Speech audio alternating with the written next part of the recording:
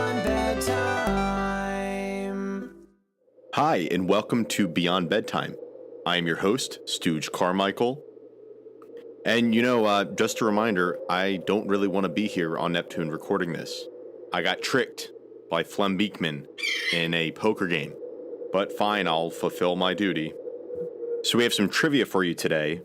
The part of Loki was actually originally recorded by Scramulex, Flem's pet demon, but Scramulex is terrible. He has a horrible voice, and we had to redo it. I did the voice. Yeah, you can complain all you want, Flem. It's just the truth. He's annoying. All right, so much for that intro. Let's go on. Episode 6. Nathan and Walter versus the Costume People. Episode 6. Costume Global Headquarters.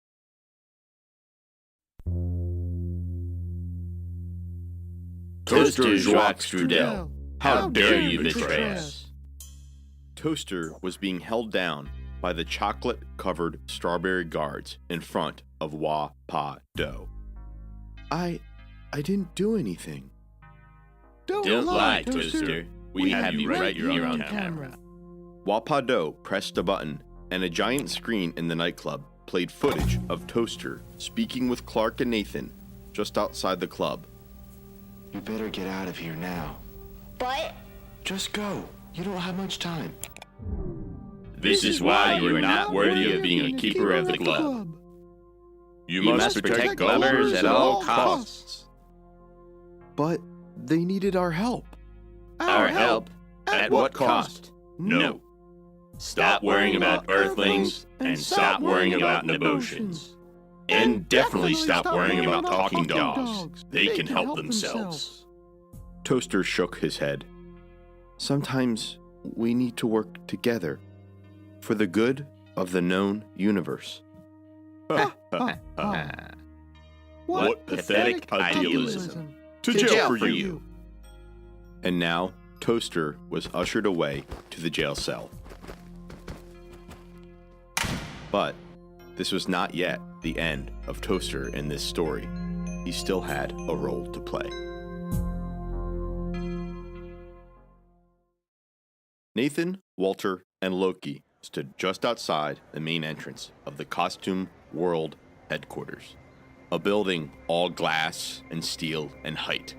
Its 250 floors reaching out into the atmosphere, giving all new meaning to the term skyscraper.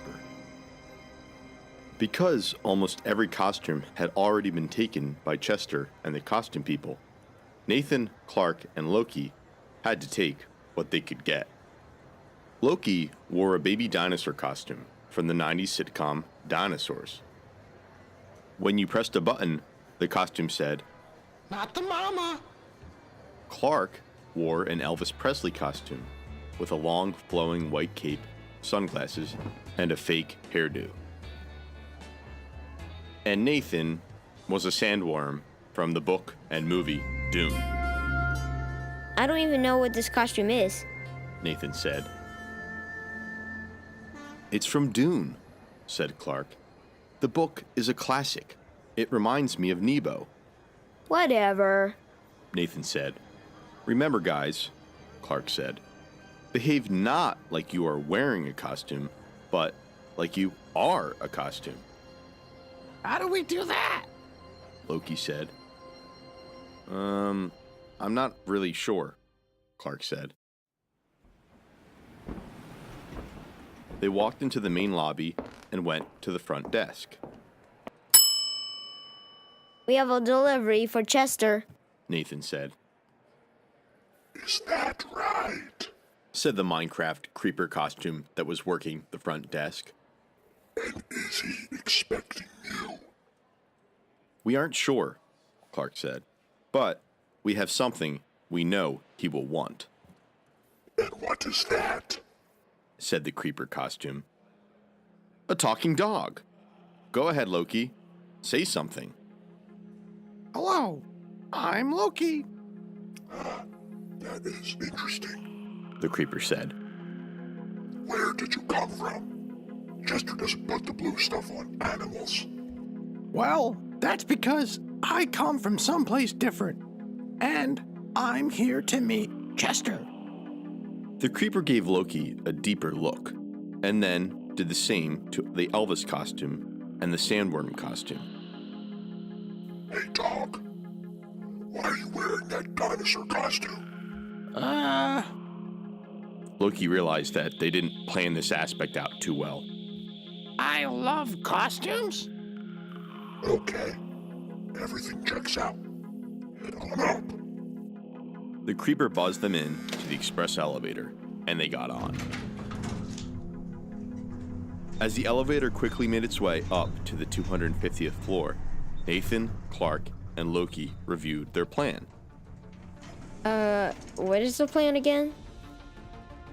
We didn't have much time to iron out the details, I guess, Clark said. Hey, Loki, Yeah? just distract Chester as long as you can. We will break into the orb room, steal the orb, then we'll all take the elevator back down. Sound good? Is this going to work? Is this going to be that easy? We have no other choice, Clark said. Time's running out.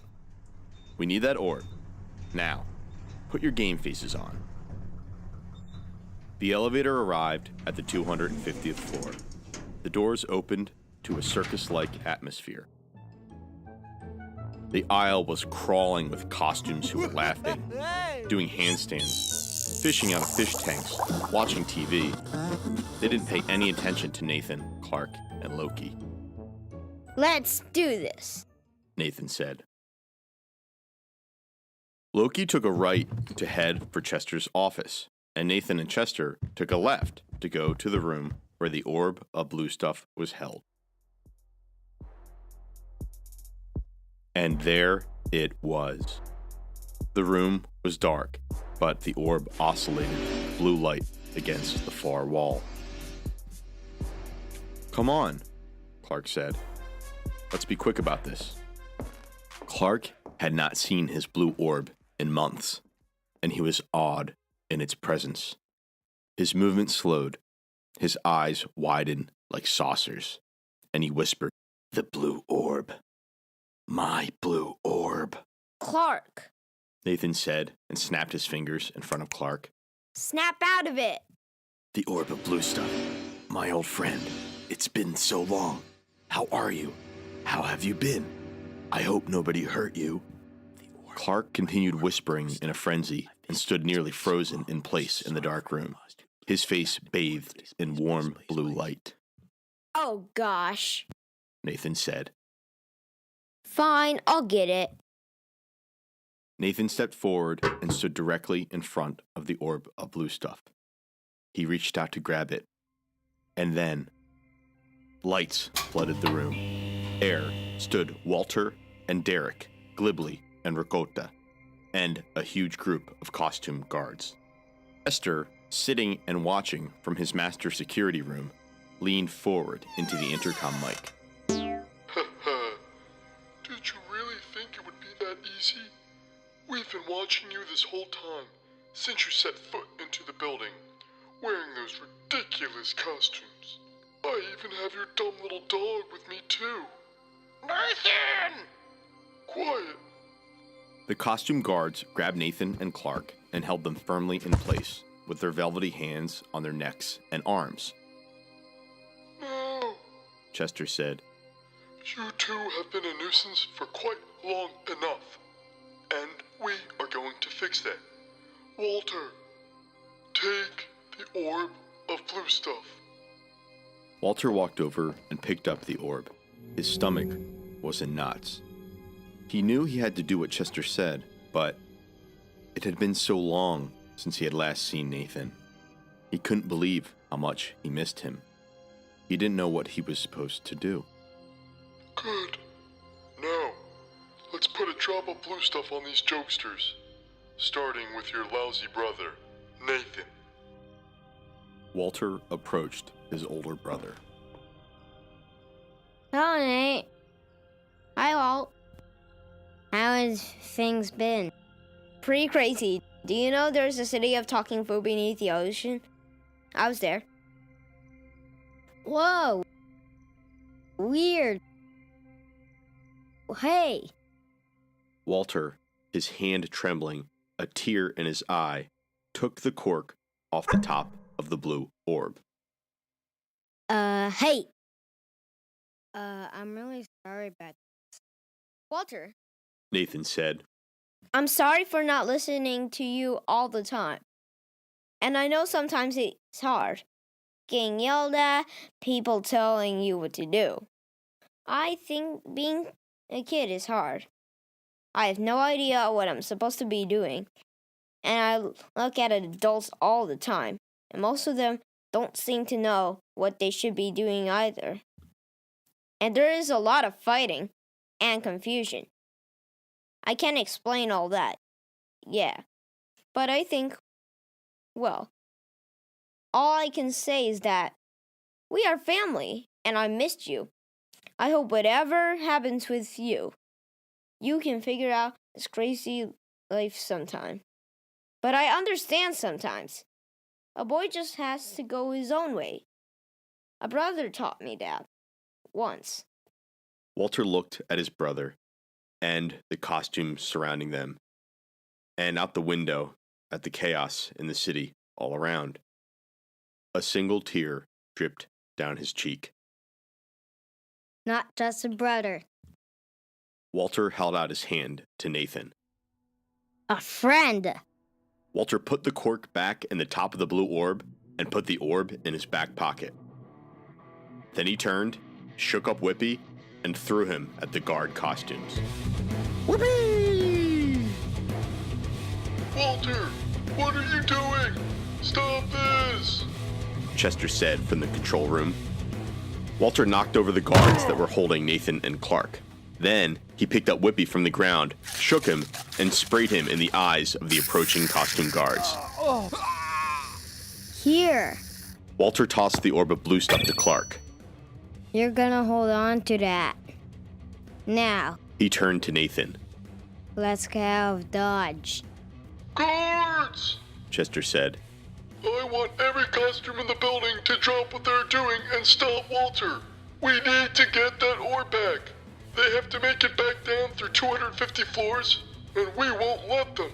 In Chester's moment of distraction, Loki bit him on his knee and ran out of the control room. There were a group of Teletubby costume guards blocking the door, but she hurled herself at them like a bowling ball, and they fell down like pins. She raced down the hall and joined Clark and the brothers. Nathan, Walter, Clark, Loki, and Whippy bought the remaining costumes in the orb room by spraying them with whipped cream and tying them into knots. There weren't too many costumes there yet, but there are more on the way, Come on. Nathan said. We need to get to the elevator. Now. They ran out of the room and down the hallway. Clark pressed the elevator call button, but nothing happened. Walter said. Here, let me try. Then he spammed the call button, but still nothing happened. Chester's voice came over the intercom. Elevators seem not to be working. Well, it's been turned off, which means you'll need to use the stairs. And I'm glad that lousy dog left. She smelled bad anyways. Just then, the door to the stairwell opened, and about 100 costume guards flowed into the hallway. Oh, right. And you'll have to get past the 100 costume guards on this floor. And another 100 costumes for every floor beneath this one. Why don't you just make this easy on yourself and give up the orb now? You know I'll never let you leave the building with it. Follow me. Walter said, as they took another door and went down a different corridor. But it was another dead end. They met a plate glass window that looked down at the city way below them, and nothing else. At the other end of the hallway were the 100 costume guards. Chester looked up from his camera. We have them now, He said. You are trapped. Nowhere left to go. Now, hand over the orb. What are we gonna do now, Walter? I'm not sure. I don't have a plan either.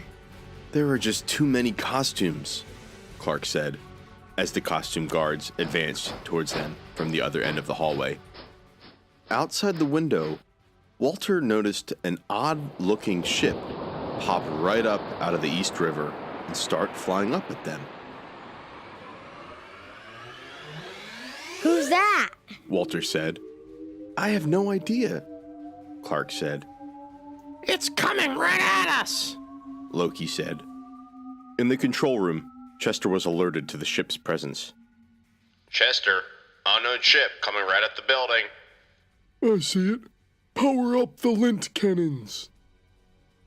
The lint cannons, which were exactly what they sounded like, buzzed and hummed as they warmed up. They shot cannonballs of lint at the approaching ship, which dodged and barrel rolled, barely avoiding a direct hit. I think he's on our side. Walter said. Look, it's Toaster. Toaster drops Joe. And it was. See, faithful listener, I told you Toaster wasn't yet done with his role in the story. Toaster had been working on a skill as a frozen waffle. And the skill was to simply thaw out. Earlier that day, when Toaster was locked away in the cell in Lil Sweetie's roadhouse, he was able to do something he had never done before. To make his waffle body spongy and malleable. And he squished right through the bars of his cell door. Then, he did something else that he hadn't done in a long time. He stood up for himself, and he took a risk. He ran from the nightclub straight to the Waffle World fleet where he could hijack a ship. Oh, and he made sure to grab the glove on his way out. It was technically his, after all. After flying out of the water, he went to the top of the tallest building he could see, assuming it was the new Costume World headquarters everyone was talking about. And he was right. Now, he pulled up right outside the window that Nathan and Walter were backed up against and opened the ship's rear loading bay. Anybody need a ride? Whippy and Loki got behind a desk and shoved out the plate glass window, smashing it open. What? What is happening? Don't let them get away! Chester called out. The costumes ran down the hallway in a full sprint, but Nathan, Walter, Clark, Loki, and Whippy all jumped out the window and onto Toaster's ship. Nathan ran to the cockpit. Toaster, you came to help us. I knew you would. No time for chit-chat. Walter said as he saw the costumes advancing. Punch it. Toaster pressed a button and closed the bay door. Everybody hold on to something. The ship flew out into the night sky, away from the costume headquarters building. Clark took inventory of what was on the ship. He could not believe what he had in front of him. We have both the orb of blue stuff and the orb of red stuff. Okay. This is good. Good. Okay. We just need to get back to Nebo now. We need to get the blue orb off this planet. What about the red stuff? What do we do with that? Nothing, Clark said. Just hold on to it in case. But don't let it get too close to the blue stuff. Whatever you do, don't mix it with the blue stuff. That would be bad. You know what? I'm just gonna put it right over here on this side of the ship. Clark then went to the cockpit and joined Toaster. Good to see you, Toaster. Glad you changed your mind. Good to see you too, Clark. I'll give you the coordinates for Nebo. We need to get up there pronto. Toaster entered in the coordinates, but just as they set their course for Nebo, a long-range lint missile hit the side of their ship. Oh no, Toaster said. Direct hit. Whippy just said, Whoopee! Quiet, Whippy. We are losing fuel fast, said Toaster. We're never gonna make it to Nebo. About how far can we make it?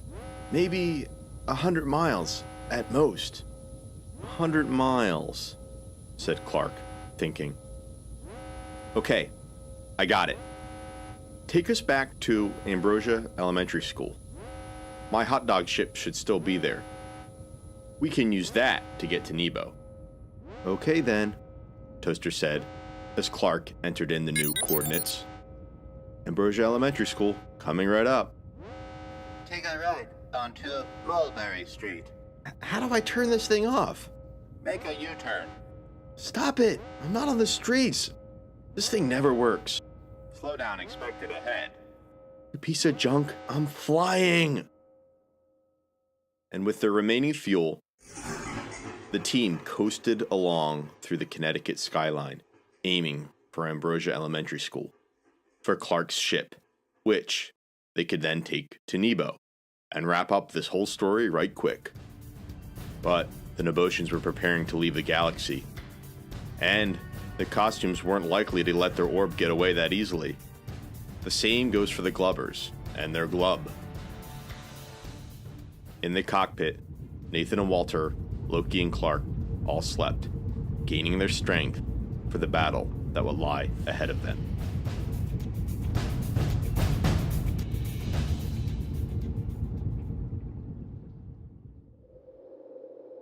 Ooh boy! Only 2 episodes left of Season 1, Nathan and Walter vs. the Costume People. I'm pretty excited. Okay, see you soon for Episode 7. Bye.